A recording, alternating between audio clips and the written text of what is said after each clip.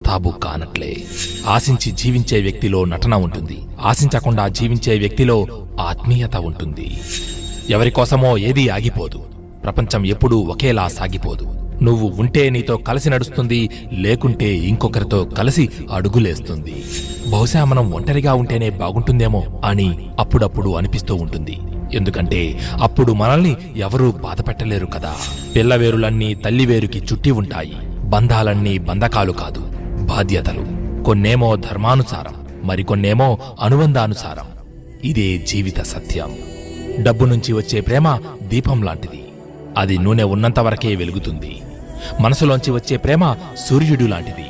అది సృష్టి ఉన్నంతవరకు వెలుగుతూనే ఉంటుంది. ఎంత తక్కువ మాట్లాడితే అంత విలువ, ఎంత తక్కువ ప్రేమిస్తే అంత మనశ్శాంతి. ఎంత దూరంగా ఉంటే అంత గౌరవం, ఎంత హద్దుల్లో ఉంటే అంత మర్యాద. ద్వేషించే శత్రువు